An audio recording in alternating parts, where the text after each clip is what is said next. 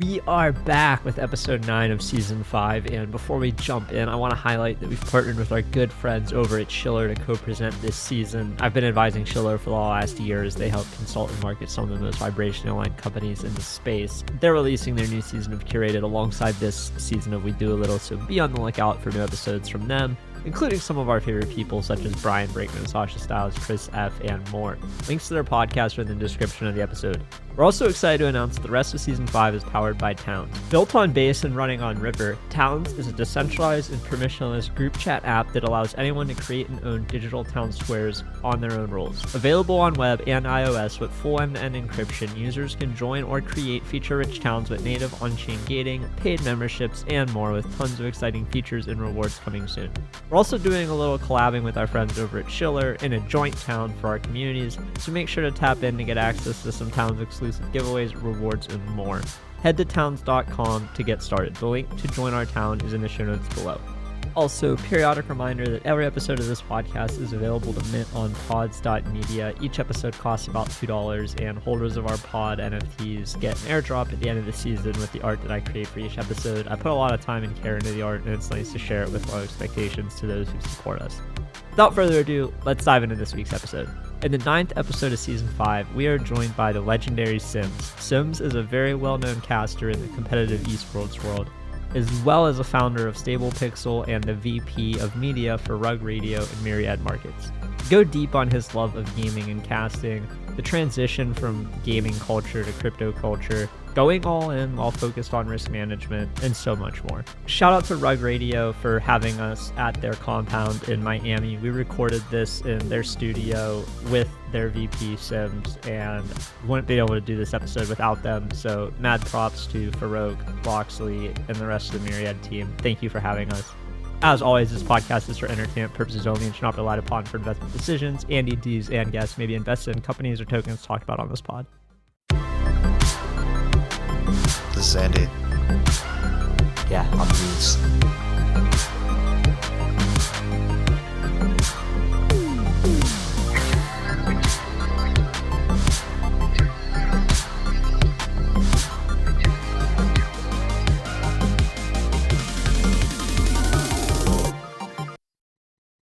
GM, we're live with a very special episode of We Do a Little here. We're live at the Rug Radio House at Art Basel. We're ripping a podcast here with our good friend Sims. Sims is not only the producer and mastermind behind all things production at Rug Radio, but he is also a very well-known caster from the eSports area, which is one of my passions and something I was doing very long before I knew what crypto was. This is kind of a fun episode where I'm going to talk more about video games and competitive sports and casting and how, crypto rabbit hole came in and all that shit. But Sims, how are you doing? I'm good. It's day 3 here as we record this. So it's been fun not getting any sleep. Yeah. I mean, this house is a party 24/7. Oh, brother, my bedroom is literally on the back of the speakers. I'm just like, please, will you all just fucking go home? And you have no AirPlugs? No, nothing. But I'm also a light sleeper. But it's fine. It's expected. I understand it. I came in a few days early to try and get the immediate sleep, but we're good. I'm probably expecting the mics to be picking up the music because this is what it's like. From morning until night, it's cool. We record what we can record. We do what we can. We've done so many different spaces in certain places. We've had construction. We've had airplanes taking off and ruining it's just is what it is. But I want to talk to you a little bit about gaming and stuff because I think a lot of people in the crypto space, you're behind the scenes more. I am in now. The crypto space. And in the esports space, you were very much in front of the camera, in front of everybody. How did you get into casting and esports? So, fucking hell, that's an interesting loaded question. I always wanted to be in gaming ever since being a kid. Like growing up, I was a total nerd. It was a little bit hard because I was between 2 households, 2 divorced parents. Yeah. So it was quite hard to figure out which path I wanted to go down because one had a computer, one had an Xbox, one had this, one had that, and you weren't bringing the Xbox from one place to the other. I was too young to be doing all that, and my stepdad had kids as well, so the Xbox and stuff always stayed where it was. So it was interesting bouncing between 2 different places. In the end, I moved in with my dad, got on Xbox, and got into Halo 2. And that's where it really all began and really, really spiraled. What was your highest rank in Halo 2 and what playlist? Legit was, I say legit because we had to bridge at that. Well, I mean, to bridging get past post. like a high 30s into I 40s. had a legit 43 in hardcore. That's insane. It was hard. What age were you? Fuck. Now you're asking something. Got to be 16-ish. It's 2006, 2005 MLG era, so it's got to be 16 because I just started working on an apprenticeship scheme. Just finished school. Yeah, it's going to be like 16-ish, but it was morning. So you were until better night. than me. I was like struggling to get a 31. I knew I was, this isn't being big-headed, I knew I was good because I've never played a game before where I could read what people was going to be doing. Like, you would do things in Halo 2, like throwing a grenade at a wall because you would instinctively know, I can hear footsteps here, he's going to walk up there. Yeah. And like, I could read every corner, every angle. You knew all the spawns. Everything, could start spawn killing, spawn sniping, all that stuff. So I knew I was pretty good shit for a UK player at least. Yeah. I knew I was pretty good. So continued down that path. That led into how I actually got into eSports because they released the Master Chief Collection. Gotcha. And Microsoft kind of asked me, I run a website, halo3forum.co.uk at the time. Like you had the MLG forums, we had our own little UK area. The MLG forums and the Game Battles forums were it was like sacred place in like the mid to late 2000s. It wasn't as dark as Reddit, but it was certainly it could be rough out there. But you made a lot of friends, like You definitely a did. lot of banter, a lot of hard-skinned individuals who didn't really get offended by things. It was a different time. Different world. Different words could be used back then. So when MCC came out, that was the first time you started casting? When MCC came, it was, but when MCC came out, they were running European tournaments, and they did like some invitationals to celebrate it. So they asked me to suggest players. So I was kind of like inadvertently in the back, the hidden hand, helping Microsoft suggest, okay, this is a good player from this country, this is who's good from this one. So I was suggesting regional players because they only were really focused on NA. And I was sending them drafts of like their achievements, what they've done, where they've been around, what they've achieved in the UK scene. You're almost like a historian of I mean, I used to compete in the UK like space. I went to events and stuff, so it was pretty knowledgeable. And it was worth the weight in gold for them because they were getting good players coming out. And ultimately, they just said, "Look, throw your notice in." I just got promoted to manager at my previous job, so it was interesting. To throw your notice in and we'll fix it. I'm like, fuck, I've got a family, I've got a house. I'm just going to throw all these years, like 12 years of building up my career, which was fixing printers and completely different to what I did. Working in like the IT sphere of Oh, stuff. yeah, mate. They literally said, just chuck your notice in and we'll make it all right. I'm like, fuck, guys, come on. I can't just be chucking a notice in here. If you never have to set up a print server again, you're pretty happy. God, print servers, like command, like all that stuff. Like, I was quite good on tech, so that all fell on me as well. But yeah, I chucked it in, took a leap of faith. I remember getting the call. I was fixing a printer, phone in hand, like behind the machine, and they're like saying, "Yeah, how much do you want?" I'm like, "Okay." I'm like, UK national average wage is nowhere near like what we see in like crypto and stuff like that. Like most people in the UK are in between probably 20, 25, 30 grand a year. Yeah. Pounds or pounds? Yeah, something like that. A little more. And he kind of says, okay, so starting salary. They just drop 6 figures down. I'm like, yeah, the fuck is this? Welcome to gaming, Try not to seem too excited. Yeah, I didn't know what like, to say. I'm like, is that okay? I'm like, yeah, that sounds fair. Yeah, it sounds pretty good. So that was a big thing, and that where it allowed me, give me a bit more confidence of, okay, I've done the right decision here. We'll go with it. It just spiraled out of control. I managed to work my way up to doing several World Championship Grand Finals with Halo. And then PUBG came out, and I just got addicted to it because my addictive personality. Was that the first battle royale that you had played? Yes. Yeah. So I never touched Fortnite because the aesthetics just don't appeal to me. Gotcha. I only play a few games. Halo's always been the one. Halo 2, Halo 3, everything else kind of a bit dog shit, to be fair. Once Reach came out, man, it was like, fuck. Why do we have Bloom on the DMR? Because Bungie used it as a fucking excuse to test Destiny.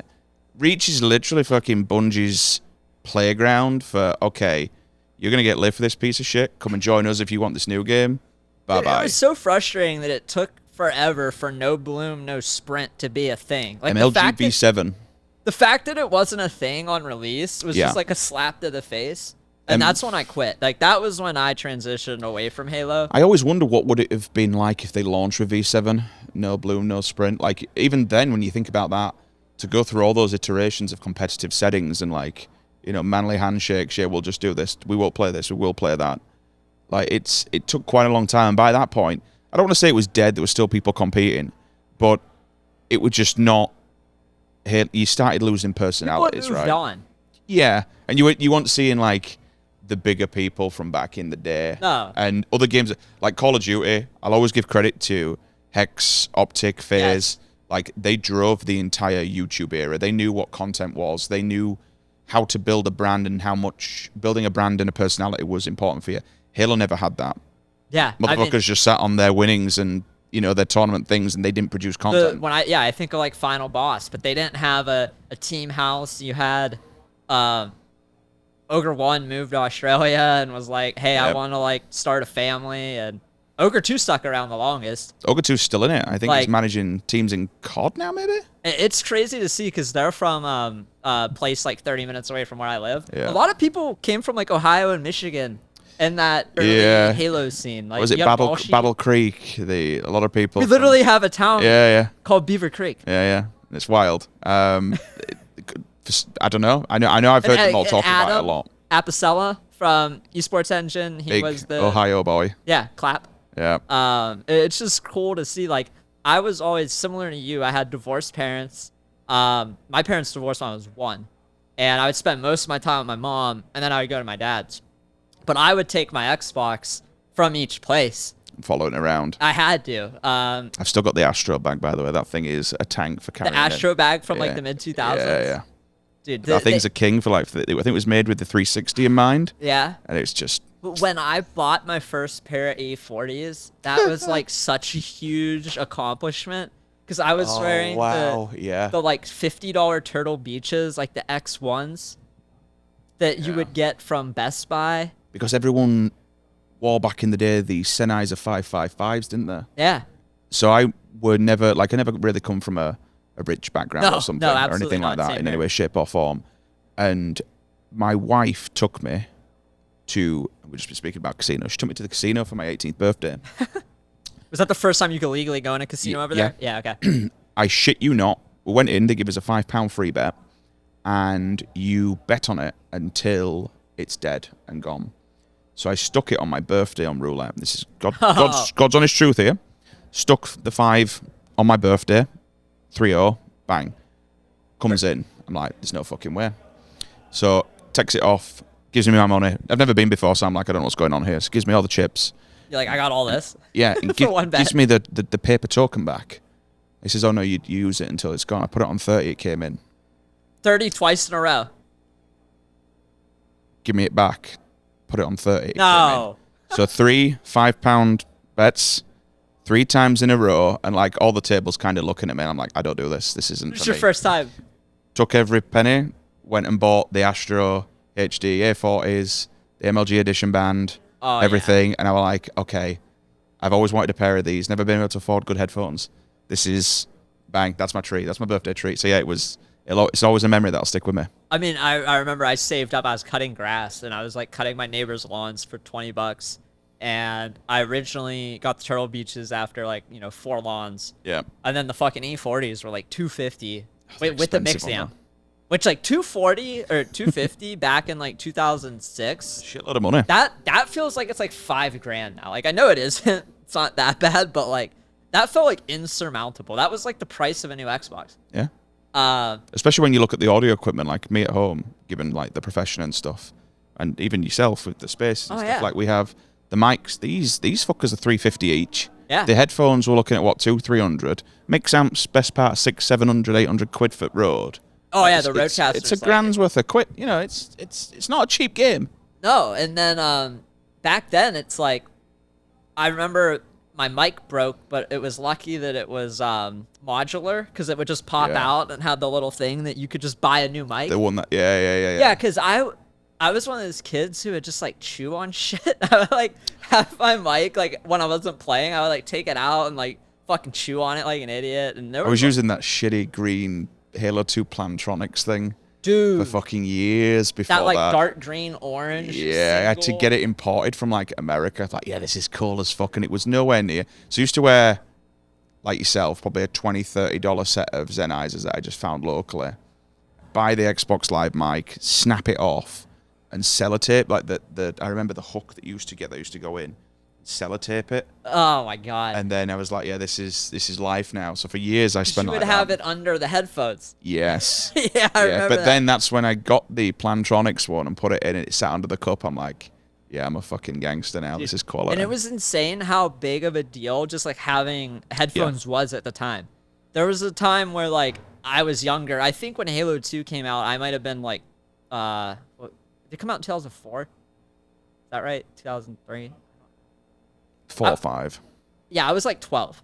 So I was a little younger. My family was like, my dad was very anti-video game. And he would get annoyed when I would like bring the Xbox over and then want to play it till 4 in the morning. So there was not a lot of like positive reinforcement. Yeah. And I remember fucking Halo 3 came out. That was like The golden era. everything changed when Halo 3 came out because all my friends in high school got it. We started playing game battles a little bit more, and it was a time when like Halo 2 was big on USA TV, and we were watching fucking like Carbon and Final Boss and Straight Rippin', and It's ridiculous to think back how big it was. Like it it was on fucking TV. It was old before its time, wasn't it? It was old before its time, and I've seen Adam comment on it a few times. Like, you don't realize the scale back then, what it did for gaming as a whole, not just console gaming, but gaming as a Everything. whole. Like, MLG was fucking huge Yes. for its time, and Like- no one sees it these days. Like, if you weren't there and didn't experience it, you can't put it into context. Like, I get now when you have your CSGO tournaments, you know, you have your majors, you have your arenas, you look at what Dota's doing with TI, you look at what Yep. League of Legends doing with Worlds. Granted, it's never been to that size, but I think it's still quantifiable from where it was and what you could do with gaming. You can look at it and say, yeah, those majors and those, you know, those minors were big for the size of what And it was. they were taking like now it's like each game has its own vertical.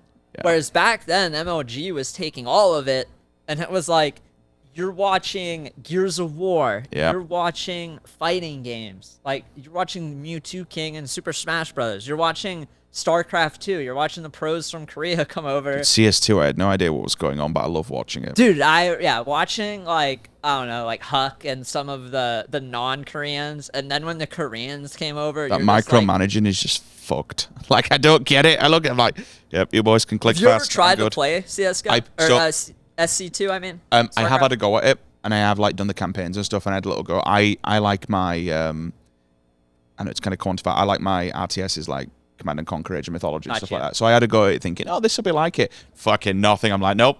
Dude. I'm going back on the Xbox. I made the transition from because you had Xbox your whole life. Did you play any of the computer games when you were younger? So Like any Doom or fucking this, Quake? Or... that's where I kind of have some. My mum's very, I love her to death. She's the best thing that ever happened to me, but she's very old-fashioned, very Yeah. oldie worldy, very like I was brought up. I'm not a chauvinistic person, but she brought me up in a manner. It's like women cook and clean, men go to work. You will get a job. You will do this. You will do that. That was kind of, and we didn't really have tech. So I didn't have a mobile phone. Yeah. We didn't have internet. We didn't have a PC. We had none of that. So it's when I finally moved out with my dad, who just didn't give a fuck, to be fair. I took the Xbox with me, fell out with my mum, bought the internet, like with my first salary, and that was it then. And then I Gotcha. went and found one of the IT guys was throwing a PC out at where I worked at 16. I said, does it work? He went, well, it's got Windows like 95. It was like an old something that we found. He goes, you can have it. I'm like, I just want to access the internet. And that was wanna it. get I on just it. fucking took this PC that was yellow smoke stained Oh, out yeah, of someone's that, like, fucking back cream. office. Yeah, Acorn signing it. I'm like, you'd turn it on, it just goes clunk, clunk, fucking booting up all the stuff. Good old noises. Oh god, and the AOL dial-up Yeah. with Bebo and all that bollocks. The fucking the dings. The first introduction to that. You're So online. messaging people. Oops, sorry, didn't mean to message you, and really just wanted to get a reaction to speak to somebody. Dude, I grew up with the Goddamn. computer.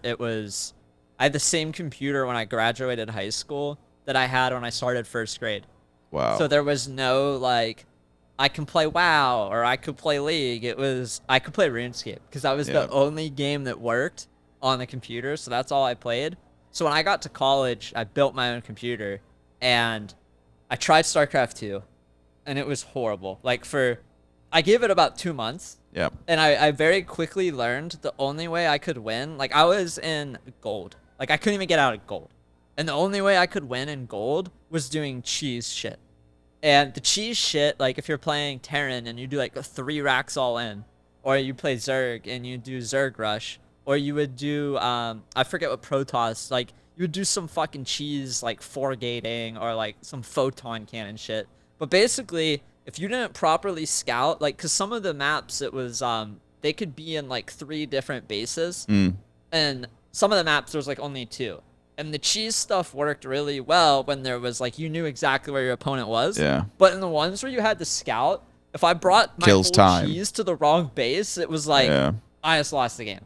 And after like 2 months, I realized after watching the pros, I don't have the intellectual capability or the like brain RAM to do that. And then I got addicted to League of Legends. And that was my transition from like, it was right around the time I think Black Ops 2 was popular, which in my opinion, Black Ops 2 is like the last good Call of Duty. Somewhere between Modern Warfare 3 and Black Ops 2 was when I fell out of love with Call of Duty. But I realized in Halo, I got a 50 in the Halo 3 MLG playlist. I was very proud of that. Good.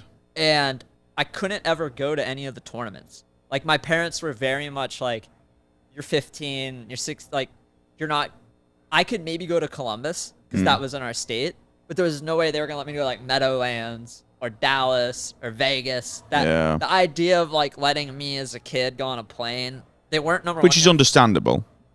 In hindsight, when you look back. All the best players, like they were either my age, I mean, younger. Like I remember watching Pistola and I was like, man, this kid's like a year younger than me. The famous photo with the control in the air when he won the FFA. He was one of the best players. Like I remember like watching him midship FFA at these like the old school FFA tourneys where, I mean, MLG, I think FFA went away before Halo 3 came out. But like those like old school FFAs, I remember thinking Karma like smashing people 1v1. Dude, that was the best. I was actually horrible at midship. I had a very bad double shot in BXR. Like I was not consistent with it. And you just get shit on by like the people who can consistently do that. Like they get their 4th shot off faster than you. Double shot, and just straight from P3. Like, nah, I'm not dealing with this. Dude. You Americans live in a different world. I'm fucking good. Used to get cooked so badly with the host. It was so Oh, it wasn't even fair. I mean, what was your ping? Probably. Well, that was the thing. You guys were so far ahead technology-wise on internet than what we was. It was. Oh, we had the broadband. You had broadband, we didn't. We just had dog shit with a hamster in a wheel hoping for the best. And it was terrible. So the ping would be like 150, 200. East Coast, not so bad. If we got an East Coast server, you could tell because it was a little bit more even. But fuck, if you got put on a West Coast server. Just the red bar. Oh, that red fucking bar. It was like trying to shoot Agent Smith in the Matrix. You know, someone's just got like, is ahead of you without even trying to. They walked around the corner and headshot you with the sniper before you could see them. The host advantage. I remember because it was one thing that we used to do all the time. Not only your sniper would never miss when you had host. Your BR, you were just 4-shotting people without even thinking about it. You won't miss because the magnetism. I don't know. It was just something about that host advantage. But it was the fucking Gauss cannon. You played big team, and if you had host and you went in that Gauss hog. I don't know why. The car. Coagulation. Dude, the car would become invincible. Like, you could hit it with a Wraith, you could hit it with grenades, it would flip and it would roll. It's like, okay, horse is in the back, the Gauss isn't dying. For some reason, the car just wouldn't fucking blow up when you had a host guy in the back of it. But I totally forgot about Big The thing is, though, you just looked with that, dink. The magnetism size on that fucking Gauss cannon, like, you could just get running riots and you just drive a big pulling wheelman. Just like, we've got a host Gauss man. You have instantly lost the game before we even try. It was fucking insane. Man, I completely forgot. Big Team Battle was one of the first things I played. Because I remember before I had Halo 2, my cousin had it, and he was like not that great, but he might have been like a 25 in like Slayer and doubles and shit. He wouldn't want me to play ranked on anything because I would fuck up his level. So he would be like, you could play big team battle ranked. Yeah. And then I would fucking play that, and it was just, oh, it was fucking horrible back then. Like, you're playing on you remember the lag on, like, the HD TVs back in the 2000s? Like, you actually wanted to play on a CRT monitor, but, like, your cousin has money, and they have, like, that fucking HD TV, but all your movements are delayed, like, a second and a half, 2 seconds. We had to, so again, another one where America and the UK differed. You guys played on a different, I don't even know what the word is for it, but a different style of TV. So you had PAL 60, whereas we were all on still on 50 hertz. UK was just a 50 hertz thing. PAL 60 wasn't even around then. So the one thing, CRT TVs were just, yeah, but they were better, and it was weird how it affected the game. And it's the only time I've ever cheated, by the way, as well. Really? I'll go on to that story. You guys could super bounce, but it was, and I don't know why. This is fucked, and I can't compute it. You could only super bounce if you had a 60 frame TV.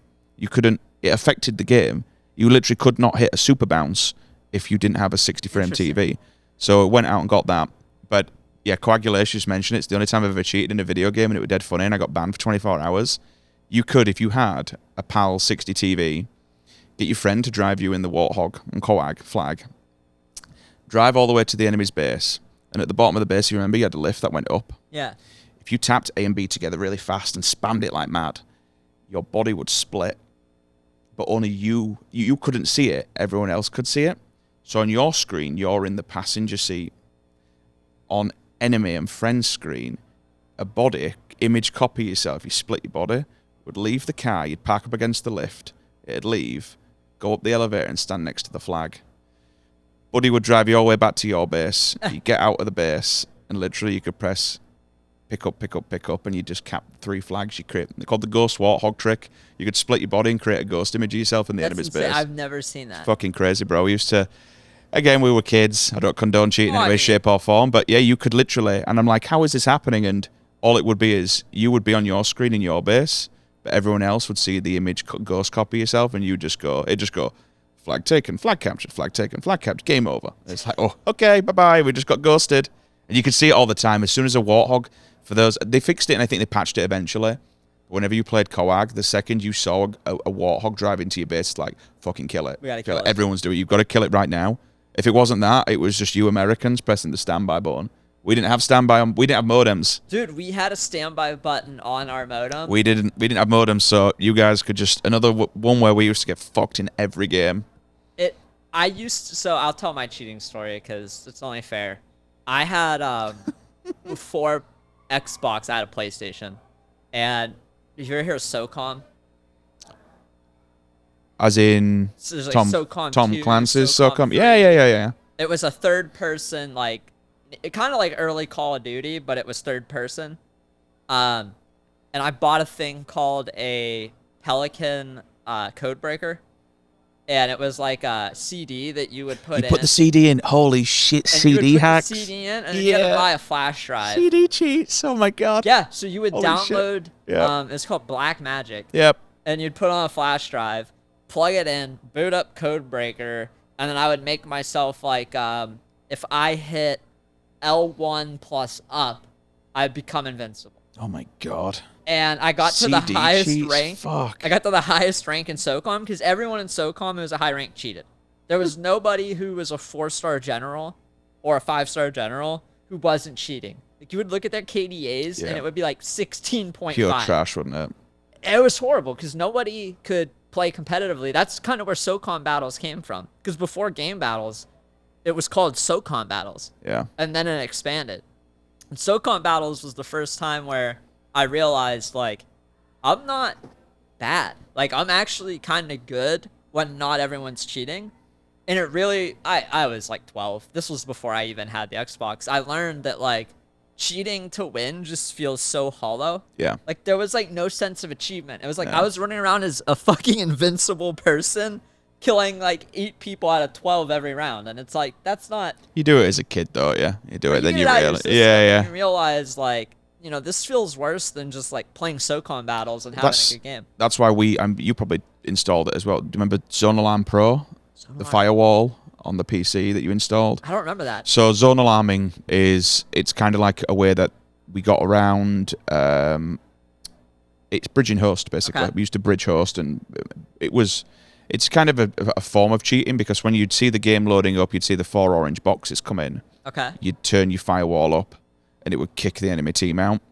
But we'd do it to ensure that we were you could tell, I can't remember how it was, but you could tell if you were going to get host going into a game or not. Like, you could tell, fucking hell, if you were getting some of the DLC maps, you'd listen to your Xbox, it reading the hard drive, and you just like jack the CD tray to stop playing the shitty maps, the downloadable ones. So you're actually listening to the noise? We used to listen to the noise that the Xbox was making. You could tell if it was loading a CD map and expandable content, or the internal ones. So we used to just jack the CD drive if we didn't want fucking expandable maps. That's hilarious. I never knew that. Oh, yeah, mate. What was it? Heroic map pack, were it? Those with the little... You can see the Spartans with the flag. Mythic map pack, I think. I've still got the cases at home. Is this Halo 3? Halo 2. Halo 2. Okay. So, yeah, if you didn't want the downloadable CD maps, you used to literally get a knife and jack your CD drive so that it would stop spinning the disc. You'd hear the hard drive kick in. It's like, okay, we're back on Warlock, baby. Here we go. Or go on a lockout or something like that you liked. So, yeah, we used to do that. But Zone Alarm Pro was basically, because we just get fucked. Anything beyond, like, 35, if you weren't getting... You could host boot people, so if there was a hacker in the game, you could see the hacker's IP and boot him out of the game. It was like defensive. It was, but it's also still bullshit, because you physically bridging host to a UK host. It never felt fair, but it was to stop, because like all Americans had a standby button. We didn't have modems, so it's like, okay, we either play fair here or we don't play at all. I mean, that was how it felt when I got to COD 4 too. Like, you had to buy a cap card. Like, you remember the fucking Dazzle? Dazzle, yeah. The I'm about red to say it, or with the 3 black? strips. Yes. Holy shit, yeah, the Dazzle. We had the Dazzle. The black magic as well. Because everybody would basically say, like, they would dispute your game battles match. Yeah. There was no, like, built-in screen recording in the game. It was like, you took a shitty photo on your phone. Uploaded it. It's like, no. Yeah, and then the mods are like, you could just go in a custom game and do that. So we had one of our friends actually who's here was the guy who bought the Dazzle and set it up. And he was the guy. Weird little white thing. Holy fuck. And he would record, like, he went to Best Buy with his mom and begged him. I remember the day, it was after school. His mom took us both to Best Buy. And I told him, because they had a little bit more money than my family. And there was no way my family was going to let me spend like $80 on the setup. The Dazzle. So I went and helped him pick it out so that when we played every game after that, we had a recording. Yeah. And that was like defensive. Yeah. It wasn't because we wanted to cheat. It was because we wanted to defensive. prove that, like, a lot of time in Call of Duty, people would just, if they were going to lose, they would just turn their Xbox off before the game was over, and you could actually get a screenshot of the map. And it would just say, connection was lost from host. Yeah, call it a draw. And now it's like, it's so much nicer because it's just baked into the game. Like, any game you play has built-in screen recording. Even Windows or PlayStation, like, they have it built into the fucking system. Back then, it was just like, well, it's your word versus my word. It's DVR, isn't it, on PC? You can just record everything and all the players and stuff. Game Center and that's what used to. Well, with Zone Alarm, with the defensive thing, we actually used to use it fairly, because if everybody left the game, you didn't lose a rank. So you'd literally, it's like, okay, we've been cheated. You'd put your firewall up and then back down. It'd kick the cheater, firewall up, and you kick everyone, including your teammates. And it gets to you, and you just put it up, it'd disconnect and kill the game. So you used to do that if it were getting, but you'd be doing it with how much I played, 50 to 100 times a day, because it was probably anything beyond 35, if you didn't get a modder, you got to fucking stand by her. It was like over 90% of your game. Fucking mate, modders used to piss me off, literally just straight to the top of the map, auto aim, bang, bang, bang, bang, bang, everyone dead. It's interesting, like, now, I don't play COD as much, but I follow, like, Nadeshot and some other friends. Dude, I fucking love Nade. It's a different combo for a different time, but, like, his current streaming, his fun to watch personality is just, like, now he don't really, I don't want to say don't give a shit, but now he's less PR and more himself. Like, he is an amazing fucking streamer, an amazing human. Like, he's so funny. It's God funny. damn, he's funny. He's, like, at a point where he's clearly been successful for so long. Yeah. He has a kid. He's married. He knows he's comfortable with who he is. and he could just be himself. Whereas so like funny, bro. the Optic days Yeah. and stuff, it was like you were more like a He's part done the of. grind, hasn't he? He's still, dude. He's still good too. Like, Yeah. I have a lot of respect for our gamer friends who, like, after the age of 30, still have the drive to like maintain a high level. I'm not saying like he's gonna walk out and compete at CDL and stuff, but like, I mean, his Valorant rank, everything he plays, it's like still stays at a high level. I lost that. I don't have that. I definitely go through stages. When I was doing PUBG, I managed to get like in a few seasons top 1,000 ranked. But again, it came down to just playing it continuously, and I think that's why I fell in love with PUBG, because I thought, all right, this is the first time since Halo 2 that I've actually been somewhat addicted to something. Yeah. So I could kind of keep that level of I'm decent at this, and I can still bow it up and still hold my own. Halo 2, I think I'd still be comfortable. Any other Halo beyond that, no. Like Halo 3 is just full of troglodytes that have never left the game, and it's fucking diabolical when you go in MCC because they're all still there, like playing it day in, day out. Like 40 years old, they've been fucking playing awful. it. Yeah. But yeah, PUBG, play a lot of Deeze, play an awful lot of Tarkov with my good friend, Hidden Xperia, YouTuber. Halo 2, well, Halo in general, YouTuber. He's much better than I am at Tarky, but we do have a good laugh at it. But yeah, it's a lot harder to consistently, with a family, with helping run this business and work with the boys here, with crypto in general. Like it's so hard, man, to really even want to be at that level because there's just so many other opportunity priorities. Cost. It's like, especially with crypto, you have these periods of just insane growth that you have to take advantage of. Yeah. That, like, I got into Fortnite a lot over the summer, and I rekindled more RuneScape love. And Fortnite, I'm like getting carried to Unreal. It's like I'm the level before Unreal, but my friends are Unreal who've been playing it for so long, and I only play 0 build. Like, miss me with the fucking building. I can't keep up with. Do you see the new? Sorry to break you off. You see the new game type they announced today? Destroy 5v5. I'm gonna be all over that. I'm in. I'm in. It was funny you were talking about PUBG. I played it for about a year when it came out, but it got to the point where it was like so fucking buggy. It was like my computer wasn't good enough to play it. The bugs made it what it was, though. The bugs made it fucking good. Dude, you just be like driving a car and it just like fly up in the air like bye. Or like, oh god, I don't the know. memes. The thing I like about Fortnite is the contrast. It reminds me more of Halo and less of COD, where it's like very bright characters and people stick out. And right now, the current season, they added like all hit scan guns, so there's no like bullet drop, and it feels like you're playing like Call of Duty Fortnite, where it's like go for you have a fucking ACR essentially, like no recoil, just dinging people across the map. But I'm excited for the search. But like I'm saying right now, it's hard to, like, I'll play Fortnite and I'll have my phone up in front of me while I'm playing, and I have my charts up, and I'm like, oh shit, like I'm gonna AFK here for 30 seconds while I buy and sell, you know, Doge or AI16Z or Fartcoin or something. Yep, I feel that. And it's like the opportunity cost is too high. Like I've lost games of Fortnite because this shitcoin I held just doubled, and I can make $1,000 right now or something stupid. And it's hard to like play competitively with my friends who are good, and then be like, hey, I'm gonna sit in this bunker I just threw for 30 seconds and like sell this thing. I've been killed so many times, like looking at charts or looking at emails. That's like in Tarkov or with Tarky. If you're the leader, you're the one that's got to start the party. And like there'll be times that it's like, he's doing his shit, and I'm like, I'm sorry, move fucking party lead to someone else. It's just like, it's really hard to, all those memes you see about like when you ask the boys to get online, it's been 3 weeks. Like that's me. If I'll say, hey, I'll be there at 9. It's going to be fucking 10, 12. It's going to, because I'm just 1:30. Yeah, work takes precedent, and I think at the moment for us all within crypto, there's a lot of opportunities. Way too much. With the current market, it's fucking crazy. How did you transition from casting and being into esports into getting into crypto? Because it's something that I kind of see like a divide. I've been following a bunch of esports people for a long time. I remember last cycle, got really close with Mud Dog from 100 Thieves. Yeah, good guy. And through him, you know, met Matt and them.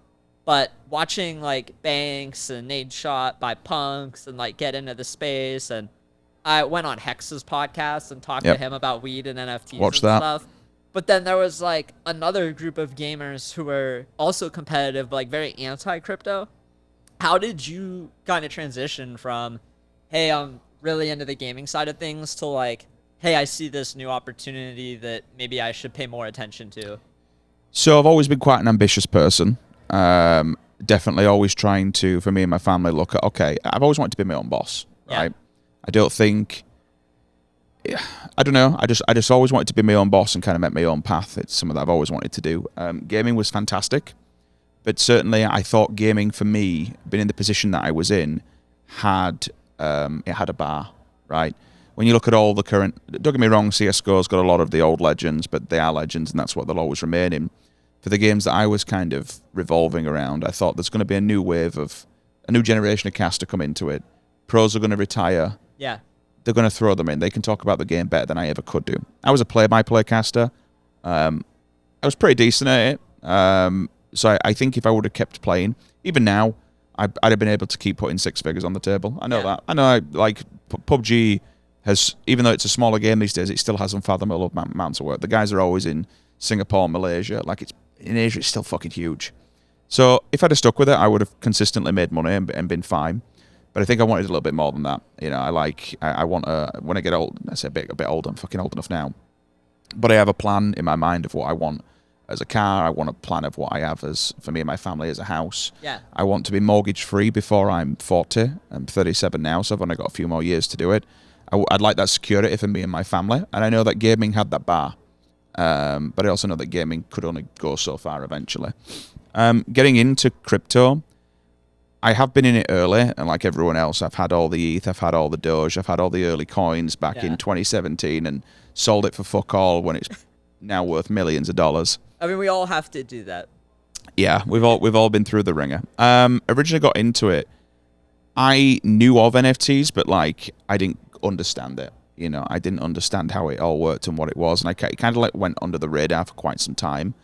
And then I got talking to one of my mates randomly who was buying them, and I says, "What are you fucking buying these pictures for? I don't get it. Why wouldn't you just buy the? I didn't understand it.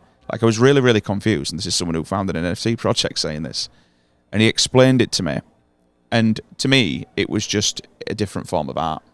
It's literally just a different form of art altogether. I say different form. It's not a different form per se. It's still art. It's just digital. It's different medium. It's a different medium of it. So yeah, I knew someone who did Halo montages, but I also knew that he had released his own NFT, Elsie, my business partner. And I just said to him, "Look, I've got a couple of ideas. If you want to run with it, let's see what we can do." And he basically turned around to me. I'd only known this guy maybe 18 hours. We'd just been chatting. And he said, "Well," same day. Yeah, pretty much within the same day. Sent him a message, shot him it.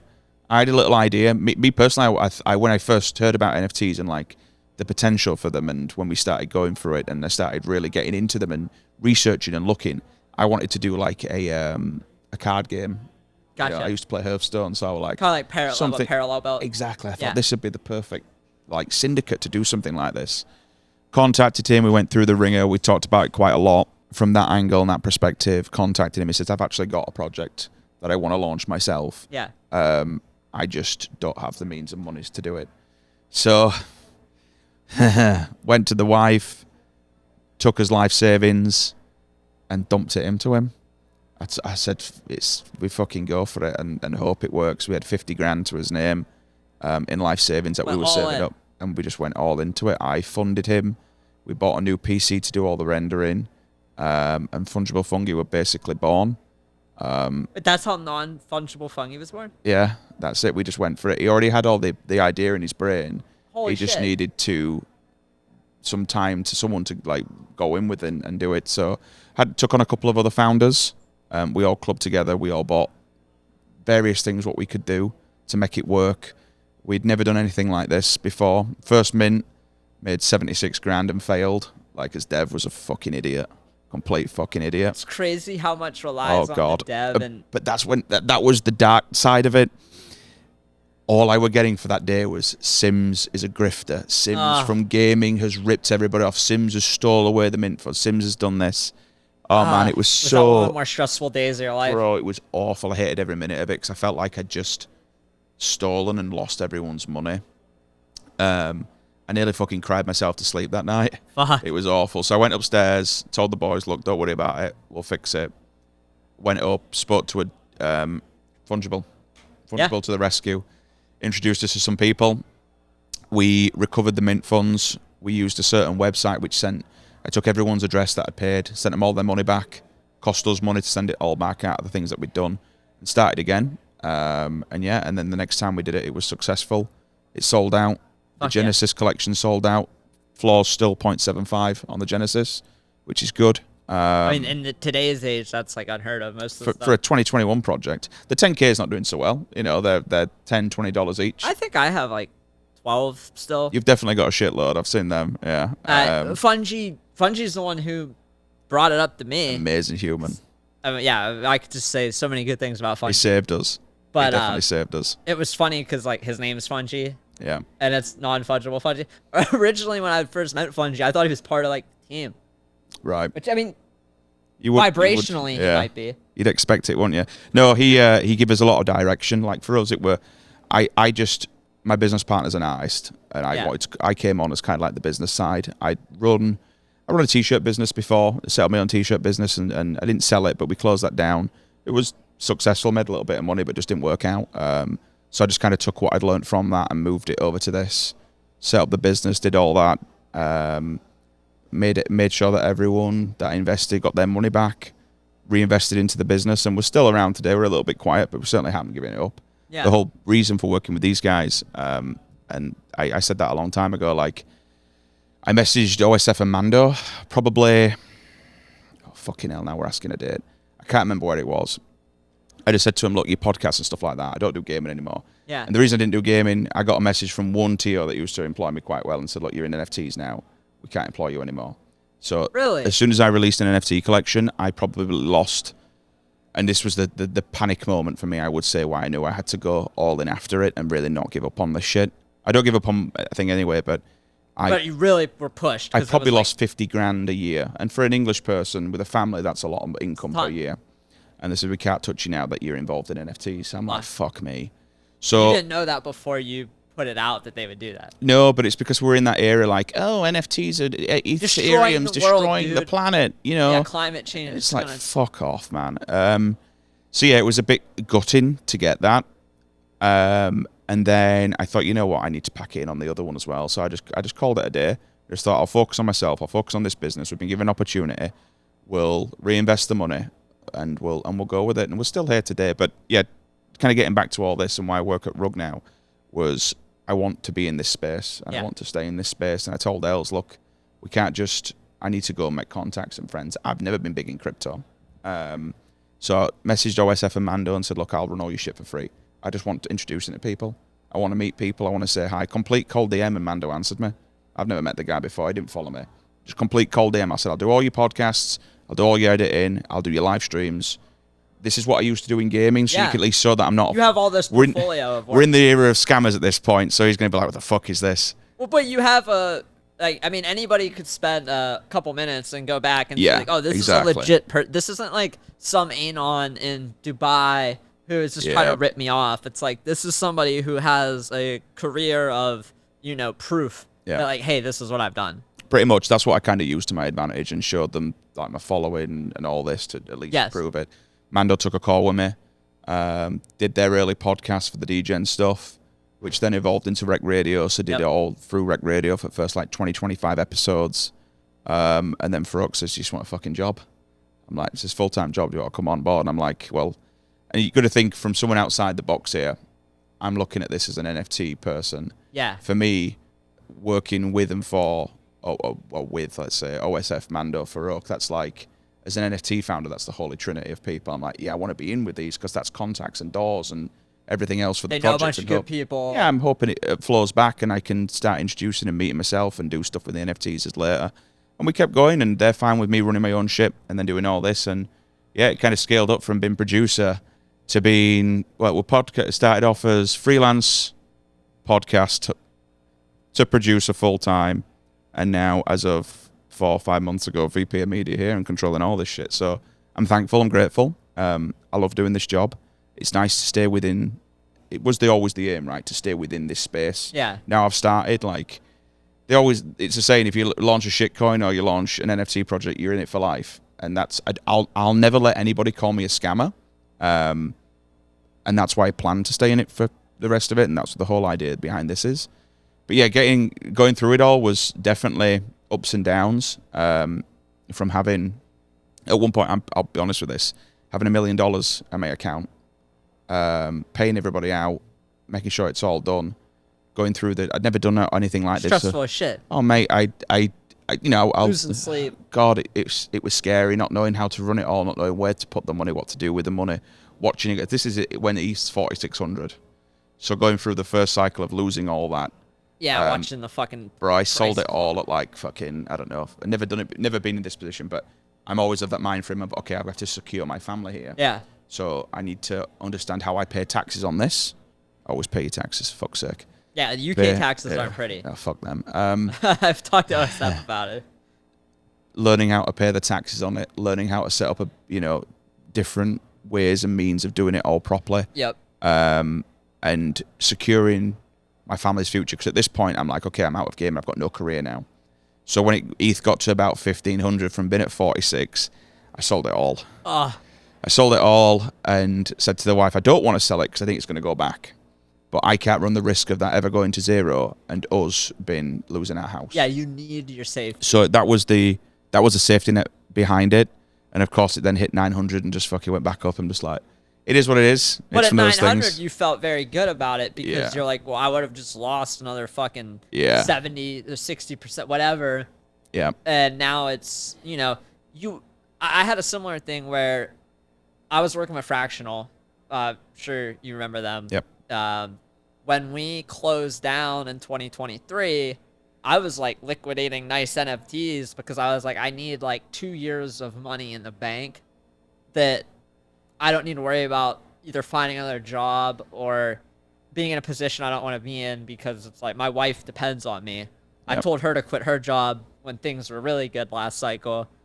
And if I didn't sell those things, they would be worth like hundreds of thousands more today. Yep. But it also let me, hold some stuff and stick around and not worry, like, if I don't make 5 ETH this month, I'm not going to be able to pay our mortgage and pay for our living expenses. Yeah. So it's tough. It's like you go through that cycle once, and then you're proactive about it the next cycle because it's like my monthly burn rate is X amount of money. So I know a year's worth of expenses is Y amount of money.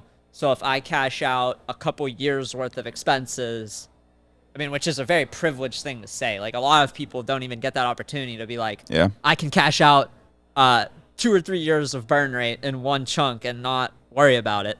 But once you get there, it's like it takes the ease. It makes the burden of decision making easier because you can take more risks. Yeah. You can like hold things longer because hey, I have this safety net and I'm not gonna lose it. I made that mistake twice now, but I think this cycle I figured it out.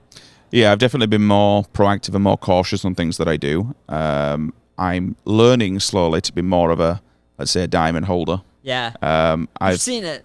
Mog, yeah. Pepe. Oh, fucking hell, mate. I was sat, obviously, with Mogs now. Yeah, you had the Mog Miami. We do this. We've had Mog Miami yesterday.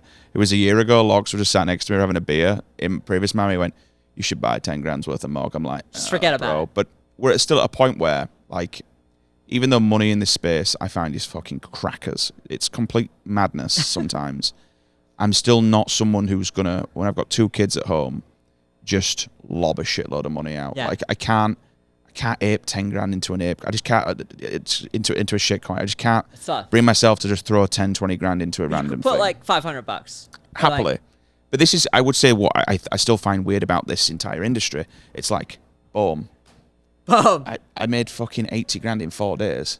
I'm just like, how? How much did you put in the pre-sale, Bum? So, story here. I have a very, very, very, very close and good friend who is now set for life because of Boom. Hell yeah. So my good friend Morg knew, his friend knew the artist of Turbo. Okay. So Brett. I don't know. Yeah. I just know that he had, when we got back together and started talking, because I realized he was in crypto because he was talking about it, he made multitude six figures on off $10 buy in Turbo. Yeah. Did we see in the pre-sale of it? Yes. Yeah. They did a spreadsheet on Twitter. Yeah. He knew him and he just put the $10 in and it ran fucking ridiculous. Yeah, I remember that. So when Bohm came round, I remember seeing Dark Farms tweet about it. I rang him and I said, that is Bohm V2. Excuse me, that is Turbo V2. And literally sent him. He just went, that's Turbo V2, straight up. Told all these guys, I'm like, remember Turbo? Do it. Just throw something in. He aped 10 grand. Oh. In Bohm. I aped $500. He just went, I'm taking 10 grand at my Turbo and going for it. I mean, he probably made over 5 million. It ran to 5.6. Yeah. Yeah, in space of a week, and it's just like, what the fuck is going on? Did he sell all of it? He was good about selling. Money means nothing to him. I've never met a diamond-handed man more in my life. I'm just like, bro, like day one it launched. Within 10 minutes, it was 250 grand. I'm like, if that was me, I still can't leave that money on the table. Yeah. I need to learn how to do it, and I am. I'm doing it now. Like, I'm trying to do it with, I don't mind talking about bags. I'm trying to do it Rekt. I mean, we love Rekt. And it's easier to do it with Rekt because you have such a long history with OSF and the guys behind it. Yeah, it's like Dark Farms, you might love them, but you haven't been editing Dark Farms' podcasts for years. Yeah. You haven't been spending time with them every day. I completely get that. I, for Bohm, did the similar thing where I put in 10 SOL, and when I woke up the next day, and that was worth like 100 grand. Because you'll have been American time, so later on, because it launched in UK quite early. Yeah. I woke up at like, I don't know, it was like 90 million. And I was like, this is insane. Like, it's with a 10 how is this buy. going to go over 100 million? Yep. So I sold half. And before I went to bed, it was like 180 million. And then something went in my head like, I'm so fucking stupid for selling half. So I took the money that I sold and I bought it all back at double the price. So but it still went up. I got half of what I sold, but I realized at the time, like, wait, something's different here. Fuck. And then, like, it got to 1 billion, and I just started selling, like, 25 SOL chunks. Chip. Every, like, 15 minutes. And after a couple of days, I think I made around 2,500 SOL, and I still own, like, 10 million Bohm. Christ. Which is... Yeah. 10 million Bohm right now at the time of this recording is like 100 grand. And that was all off 10 SOL. It's wild. And I had never, like, even minting squiggles or buying punks early, like, nothing rapidly increased in price like that ever for me. Like, I didn't even today, like, we're watching all the AI agents and stuff. Like, we just watched GOAT go to over 1 billion in a month. Like, nothing has increased at the rate that Bohm did from inception to peak. Like, it was 0 to 2 billion in a Binance listing in 4 days. It's fucking mental. And I remember taking 40 grand probably within the first 24th. You had to. All I know Any is rational person. Yeah. I just remember that if I took it when I finally, I didn't keep a moon bag. When I finally cleared my stack, it was at 80 Gs, and then I woke up the next day. And this, I think it was just the disbelief of, there's no way it'll keep going while I sleep. And I woke up and it was 120. If I'd left it, it'd been 125. I'm just like, what the fuck's going on with this thing? I can't comprehend that it just keeps going and going and going and going. Too, like, I'm sitting there watching the top holders, and it was Binance. Like, Binance, it seemed like, was buying into the liquidity pool. Yep. Because my story with Bohm is that Dark Farms put out a pool, and it was a Twitter pool. And it was, how do you want to see the tokens allocated? Do you want 90%? I remember seeing that, yeah. Do you want 90% to go to holders and 10% in the liquidity pool? Or do you want 50% in the liquidity pool and 50% into the holders? Because you commented on it, didn't you? I voted 50-50. Yeah. And at the time, 90-10 was winning by like 10%. And I put out like I remember your rationale for it. That was saying like, hey, I think we should do 50-50 because we've never seen anything like that, and it's going to give people the opportunity. Like, if you do 90-10, I think most people are just going to dump it and take the money. That was my idea. I thought if he does the 90, everyone's throwing this and fucking off. And they're going to dump it. Yeah. But at 50-50, you have such a liquid pool that like anyone who missed it could buy in with size very easily. And the people who get it, if they dump it quickly, they're not going to make as much. So they're more incentivized to hold it. Am I right in saying... Oh, no, there wasn't, was it? I'm going to say there was a... Was there an NFT event on during this time at the same time? It was right... Was it New York? Before NFT New York. Because Boom came out in March. Yeah. And then we went to New York a couple weeks later. Yeah. And there was like a Dark Forms party. Everyone was like, what the fuck just happened? Whoa, fucking hell, that was crazy. There might have been an NFT event somewhere else around the world. I just seem to remember a few people not being able to buy it, and people were like, "Can you get this? Can you get this from me?" And then when they got back from it, it just kept going. It was the craziest 4 days I think of my life. I definitely say my mint was for me, just because that would just that's anything like on a different level, going from level of different levels of as a trauma. Market participant, not as a founder. Yeah. Those were the craziest days, because it was you never see something come out that is a community-based thing go on Binance in 4 days. Like there was no. So I called Boom because of seeing it with Turbo, been a pre-sale and been an artist. That were my 2 and 2. Do you think we'll ever see another one? I think so, but I don't think it'll look exactly like those did. It has to be enough time of not hype for there to be something like that come up. Like Turbo did well because, in my opinion, it happened in a bear market. The only things that had come out around that time were Pepe, and I don't even think Mog was out yet. But the people who were paying attention and the people who got into Turbo were a lot of either artists themselves who followed Rhett, or they were collectors who were in that circle. Yeah. Like I remember Brian Brinkman was the guy who put me on a Turbo. He got in the pre-sale and he tweeted about it a couple times. And he said, hey, this is kind of interesting. He's using ChatGPT to make decisions for this token. And in my head, I was like, oh, it's kind of like the first AI art coin. So I bought after the pre-sale, but early, and I made like, I don't know, like 20 ETH or something in a couple weeks. But I remember thinking like, anything that people use now at ChatGPT to do this is going to be like the euthanasia roller coaster where like Turbo's the big peak and then the second one's a smaller peak and then all the way down. So I think with like Bone, it was a mixture of it happened kind of in a quieter time. Yeah. And then the same thing was like the people who got into it were people who liked art farms and people who didn't want to primarily just like buy it for money. Yeah. And there's kind of like this paradox of money. I've talked about with Turbo on the pod, but you were mentioning how it's hard for you to like diamond hand something, hard for you to like not take the money when it's there. It's like there's something about suspending the money belief and letting it just do its thing that like that's kind of how you make the most money. Yeah. Like the less you want to make the money, somehow that makes you more money in the long run. Just come back, yeah. And I think we'll see it again, but it'll be something maybe different. Like right now, not on that scale, but something similar to me is like Wrecked. Because for me, I put 10 grand into the raise that OSF did because he's just a friend. And I was like, you know, I'm not really putting any money into anything private right now.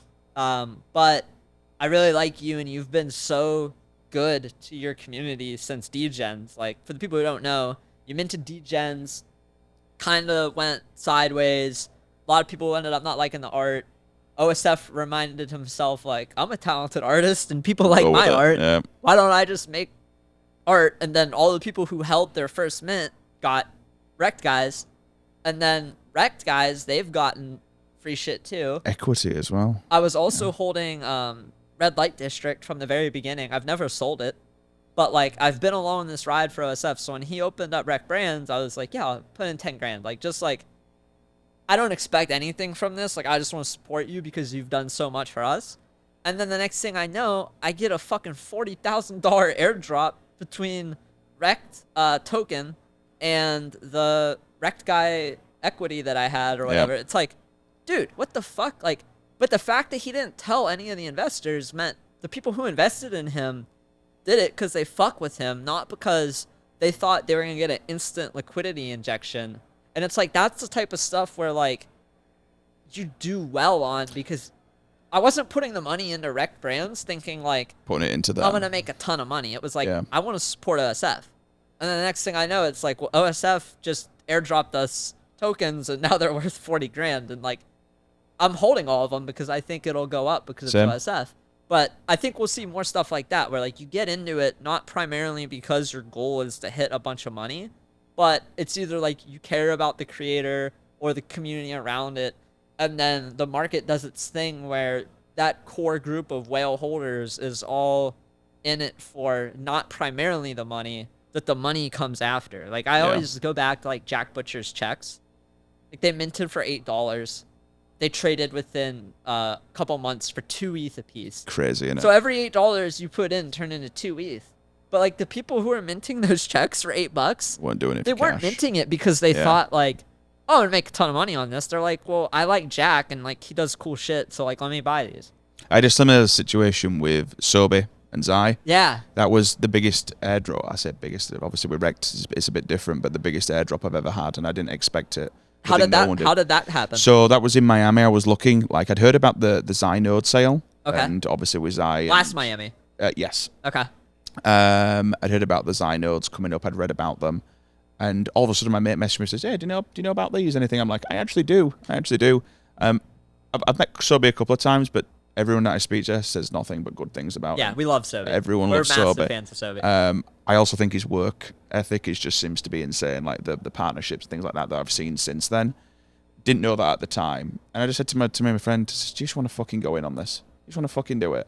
They were quite expensive. We missed the initial sale when they went live. So obviously with the more that were sold, the price went up on a ladder. Yeah. So I think we spent maybe per... Oh, fuck, now it's a big question. It's either 0.7 ETH or maybe 1 ETH per time that we bought them. Anyway, we ended up with 40 nodes. Set them all up. It's all working. Within a week, we just got given 45 grand. I'm just like, what the fuck is... We just paid for everything that we've bought now. We've just been given back for nothing. So we just dumped... I'm going to be honest. We just dumped it. You got it's like, okay, now this has been paid for. And so far this year, I mean, it's running at the moment. When I get home, I can cash out another one because it's like 120 days step every time. Yeah. But like, I've got 40 grand at home just chilling now, waiting to unlock in a few days' time. It's like money printing. It's ridiculous. We made his money back day one, and we've doubled it, trebled it within a year. Like the whole. And you were just buying because like you thought people. Sobe's I thought guy. Sobe's a good guy, and he's clearly onto something. Gaming. There was a lot going on with gaming narrative, Web3 and all that stuff. I thought, fuck it, I'll buy into it. Yeah, I'll buy into it for this one. So we went hard on it again, and I think that's probably the biggest part of conviction in this thing. If you can just hit something with a bit of size, and you say, right, fuck it, I'm gonna go for this one, and I believe in it. That's probably the better time to do it. And the biggest wins I've had from that have been in a way it's like, yeah, I believe in this. We'll just have a go.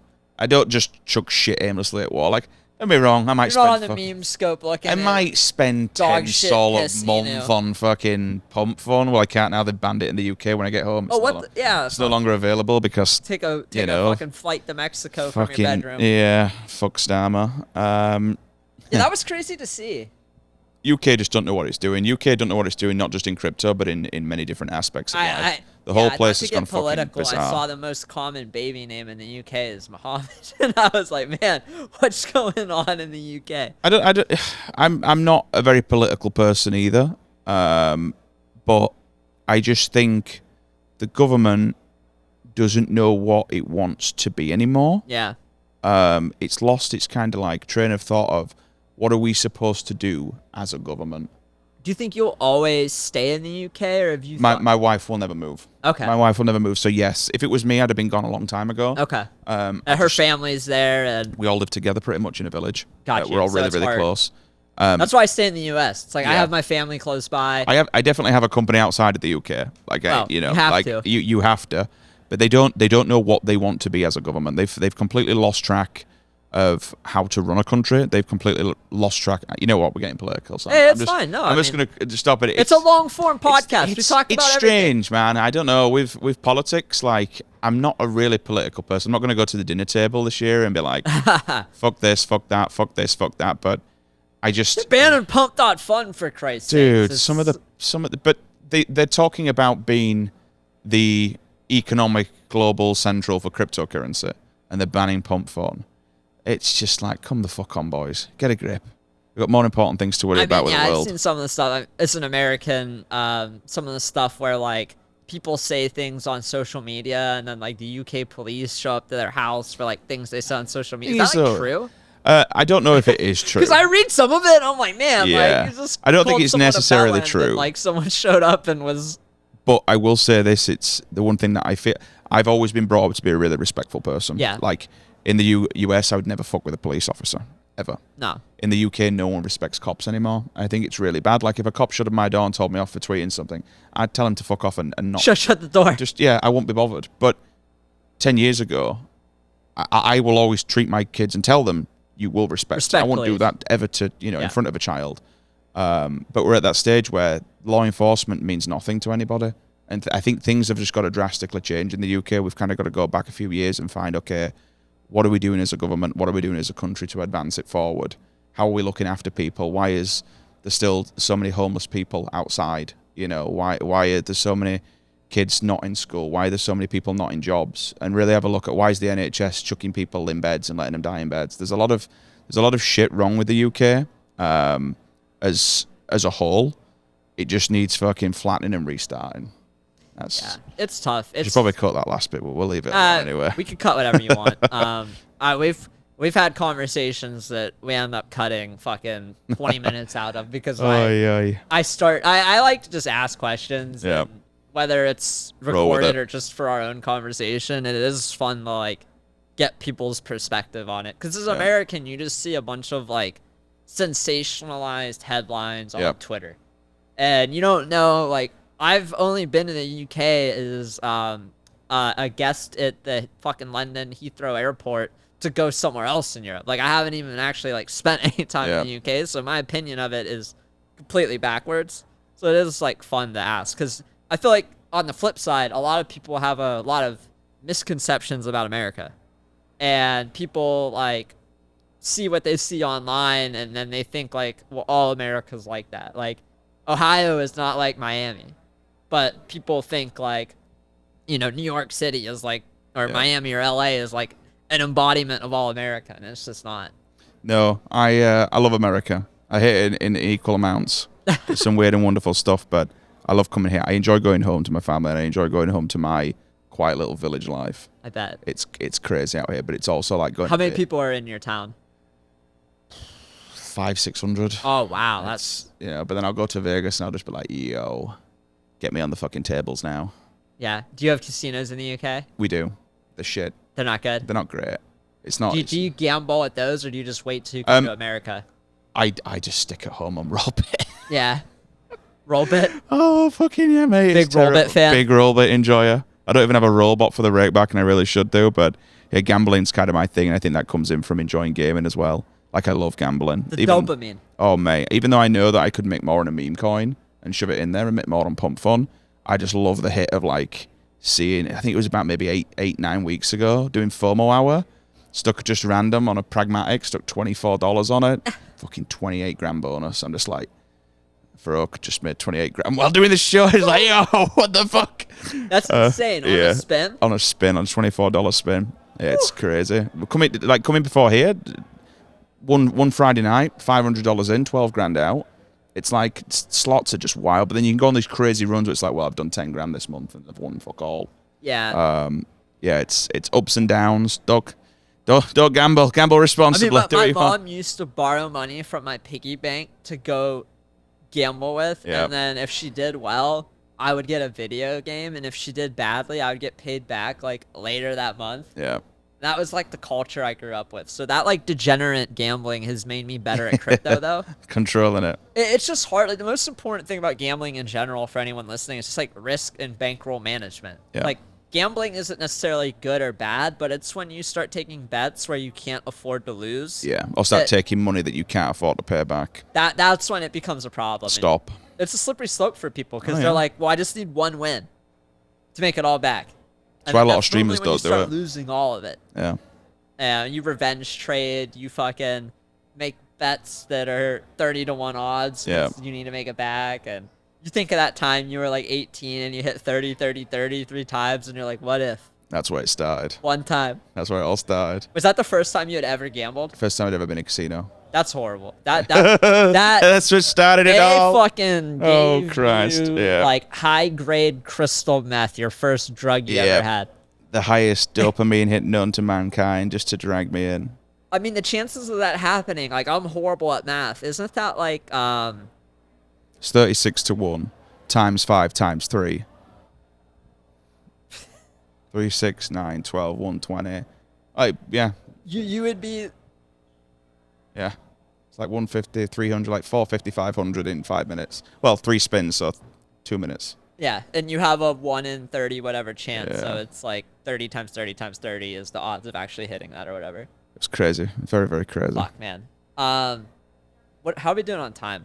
I keep seeing people going in, so we've probably got to start wrapping this up. Let's wrap this up. This has been a good pod. No, I'll have enjoyed it. Weish cut some of the intermittent stuff, and whatever we cut the politics stuff. Go through it all. I like showing people, like, hey, we're all people. We all have opinions. A lot of mine are bad. People know that, but like, I still have them, and I still share them. Fuck them. This has been awesome, man. It's been nice to chop it up with you. I appreciate it. Thank you for speaking. You're somebody who I've known through gaming, and it's fun to watch people I know come in, and like, you didn't know who I was till NFTs, but I had known of you before NFTs, and that's just cool to me to like be able to have that conversation where we have all this common background. Yeah. It is not related to all the crypto. When I saw you on the Hex podcast, I was like, yeah, he's deep. I respect this. I like this a lot. I like this. I mean, that was my whole life. Yeah. And that transfers over to crypto. Like that level of competitiveness and that level of just like grinding it out really translates all into crypto. So this has been a fun conversation, man. Appreciate it. Thank you. Thank you for holding down the rug house, man. This has been awesome. It's good fun. I enjoy it. Cheers. Take care. Thanks, Weish.